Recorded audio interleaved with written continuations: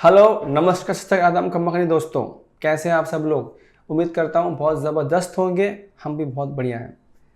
Sir आज आप क्यों आए हो? मैंने कहा आज एक खास मकसद से आए हैं। मकसद क्या है सर?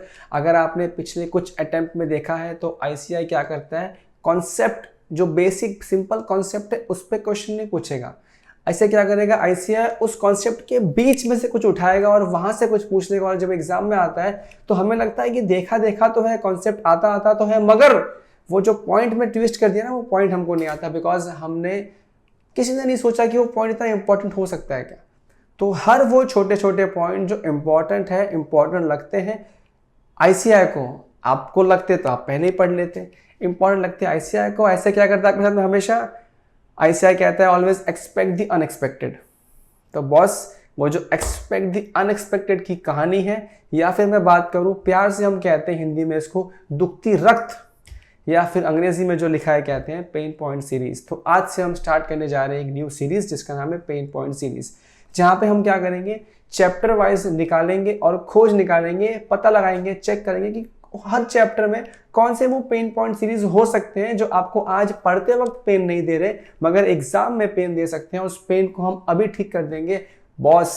अगर बीमारी होने के पहले ही उसका इलाज कर दे, में वैक्सीन ले रहे तो बीमारी होगी ही नहीं। तो सर मकसद क्या है? मकसद एग्जाम देने के बाद ओ शिट काश ये पढ़ा होता देखा होता नहीं है। मकसद ये ओ यस यहां वहां किसी ने नहीं देखा, हमने तो जरूर देख लिया है। ठीक है, तो इसी मकसद के साथ हम स्टार्ट कर रहे हैं आज से ये pain point series, starting from chapter number 2 जो आपका फर्स्ट चैप्टर है, which is a basic chapter which is supply under GST. इस चैप्टर में जो अभी तक मैंने या मेरी टीम ने ढूंढे 3 पेन पॉइंट्स। आज हम इस वीडियो में पार्ट 1 है, 5 से 7 मिनट का होगा, हम बात करेंगे पेन पॉइंट 1 की। जब मैं कोई टॉपिक स्टार्ट करूंगा ऑफकोर्स पहले आपको उसका बेसिक दूंगा ताकि आपको आइडिया लगे मैं किस बारे में बात कर रहा हूं। तो बेसिक सुनते वक्त ये मत सोचना ये तो हमको आता है, चल भगा यहाँ से, वीडियो को 2x कर 3x कर जो भी कर, बॉस नहीं। उसके बीच में जो पॉइंट आएगा ना वो इंपॉर्टेंट है, इसलिए जो ये 5 7 8 8 10 10 मिनट के वीडियो बनेंगे इनको अच्छे से पूरा देखना ताकि दिक्कत ना हो और बॉस एग्जाम में आए तो जीवन का मजा आ जाए, जीवन सुकून में आ जाए। ठीक है, सो करते हैं स्टार्ट। अच्छा, इसके अलावा मुझे आपसे एक हेल्प और चाहिए। सर ये तो वो पेन पॉइंट है जो मैं स्टूडेंट बन के स्टूडेंट के पॉइंट ऑफ व्यू से चैप्टर में से ढूंढ रहा हूं और आप तक पहुंचाऊंगा। हर चैप्टर में जो मुझे पेन पॉइंट मिलेगा आप तक पहुंचाते जाऊंगा। ये सीरीज अब चालू हुई है और ये सीरीज आती रहेगी। फ्रीक्वेंसी इसका क्या होगा नहीं पता, बट ये सीरीज आती रहेगी आपके एग्जाम तक, जो कि है नवंबर 23। यह एग्जाम है आपका मई 24, आपकी नवंबर 23 के एग्जाम तक जितने हो सके उतने पेन पॉइंट हम पकड़ पकड़ के आपको देते रहेंगे। समझ में आती है बात सर? Yes sir. सर आपसे क्या काम था? आपसे ये काम था कि हो सकता है इस चैप्टर में मैं 4 पेन पॉइंट ढूंढूं, 2 पेन पॉइंट ढूंढूं, शायद हो सकता है कलेक्टिवली आप लोगों के पास और ज्यादा पेन पॉइंट्स हो। तो सर आपको क्या करना है? सर आपको उसी चैप्टर जिसको आप पढ़ रहे हो उसके पेन पॉइंट हमारे किसी भी इस सीरीज के वीडियो के नीचे कमेंट कर देना है और जब हम उस चैप्टर तक पहुंचेंगे तो वो पेन पॉइंट भी कवर करने का प्रयास करेंगे। समझ में आ रही है सर बात? सर बहुत बात समझ ली, अब आप शुरू तो करो। मैंने कहा चलो सर शुरू करते हैं। अच्छा सर, इस पेन पॉइंट में सिर्फ ऐसा नहीं है कि हम सिर्फ उस कॉन्सेप्ट के ऊपर बात करेंगे, हम बात करेंगे कि उस कॉन्सेप्ट से रिलेवेंट पार्ट कहाँ, किस एग्जाम में, किस क्वेश्चन में, किस पॉइंट में आ गया था जहां पे बच्चे अटके या अटक सकते थे या आप अटक सकते हो। तो आपको मैं साथ साथ में रिलेवेंट क्वेश्चन पेपर दिखाऊंगा। जैसे आज वाले कॉन्सेप्ट के साथ में मैं आपको दिखाऊंगा दिसंबर 21 का एग्जाम का क्वेश्चन पेपर। ठीक है, ओके लेट्स बिगिन। तो सर बात कर रहे हैं हम सप्लाई अंडर जीएसटी की। जैसे ही हम इसकी बात करते हैं सर बेसिक फंडा आता है जिसकी हम बात करते हैं, वो आता है सप्लाई किसे कहते हैं। तो अगर आपको याद है एक बेसिक आपने क्या सीखा था, सप्लाई मतलब आपका बार्टर, ट्रांसफर, सेल सभी कुछ आ गया, बट व्हाट ये सब चीजें, सप्लाई मतलब ट्रांसफर, सेल, बार्टर जो भी हो अगेंस्ट सम कंसिडरेशन। तो सर अगर ये सब अगेंस्ट सम कंसिडरेशन नहीं है एंड साथ में फर्दरेंस ऑफ बिजनेस के लिए नहीं है तो हम क्या कहते हैं? तो हम कहते हैं बॉस सप्लाई नहीं है। यानी कहने से कंसिडरेशन इंपॉर्टेंट था, लेकिन आपने साथ साथ में एक चीज देखी थी विच वाज शेड्यूल 1। शेड्यूल 1 क्या कहता था? उसमें टोटल उसके पास लिस्ट थी। शेड्यूल 1 में यू हैड 4 थिंग्स का लिस्ट। वो ऐसी लिस्ट थी जहां पे उन कैटेगरी के अंदर अगर चीजें ट्रांसफर हो रही है और अगर बदले में कंसिडरेशन नहीं आ रहा है तो भी हम क्या मानते हैं सर? सेल हो गया, सप्लाई हो गया, और सप्लाई हो गया मतलब जीएसटी में पैसा पैसा टैक्स पाइजे पाइजे। समझ में आ रही क्या बात? तो सर वो जो शेड्यूल 1 थे उसमें दो चीजें ऐसी हैं, पॉइंट 1 एंड पॉइंट 2, जहां पे पेन पॉइंट्स निकाल के दिखाता हूं आपको मैं कि कहां कहां मेन पॉइंट्स आ रहा है। तो बात करते हैं फर्स्ट की। First one is a bit simple. जो सेकंड पॉइंट आएगा जो कि नेक्स्ट वीडियो में आएगा वो बहुत अच्छा खासा पेन वाला काम हो सकता है आगे जाके। Okay let's see. तो सर फर्स्ट पॉइंट क्या था? सर फर्स्ट पॉइंट था परमानेंट ट्रांसफर और डिस्पोजल ऑफ बिजनेस एसेट। तो सर यहाँ पे क्या हो रहा है? परमानेंटली ट्रांसफर कर रहे हैं कौन से एसेट को? बिजनेस के एसेट को। कौन से एसेट को? बिजनेस के एसेट को। ये बिजनेस का एसेट अगर हम ट्रांसफर कर रहे हैं और साथ में आईटीसी क्लेम कर रखा है, अब आई एम श्योर और मैं ये मान के चल रहा हूं कि आपको आईटीसी क्या होता है ये आता है। नहीं आता है तो हमारा फास्ट ट्रैक को जल्दी लॉन्च हो रहा है, डिस्क्रिप्शन में लिंक मिलेगा, वहां पे जाके उसको ज्वाइन कर सकते हैं। बट फिलहाल आई एम प्रिज्यूमिंग कि आप चीजें पढ़ चुके हैं और आपको ये आता है। आईटीसी खाली, ठीक है फाइन। तो ऐसा कोई बिजनेस एसेट जिसको आपने ट्रांसफर किया है, परमानेंट ट्रांसफर किया है, उसके बदले कंसिडरेशन नहीं लिया है और उसका आईटीसी भी क्लेम कर रखा था, यानी कि जब आपने उस एसेट को परचेज किया था तो आपने उसका credit, tax credit, input tax credit लिया था।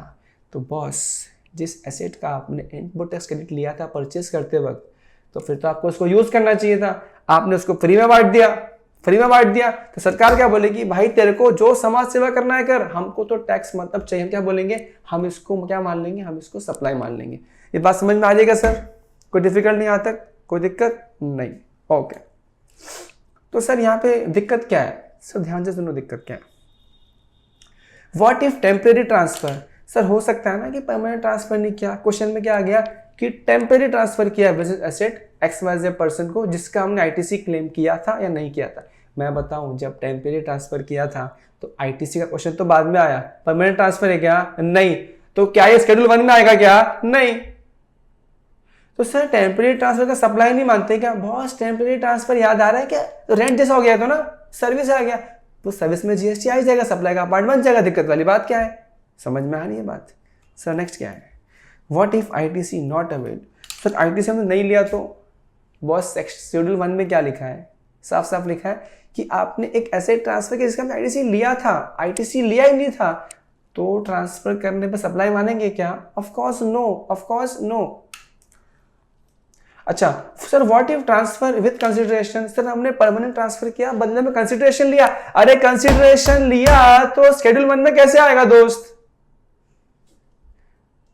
ये पॉइंट पब्लिक भूल जाती है। पब्लिक देखती है वर्ड परमानेंट ट्रांसफर, पब्लिक देखती है आईटीसी। भाई आगे आसपास भी देखना है चीजें।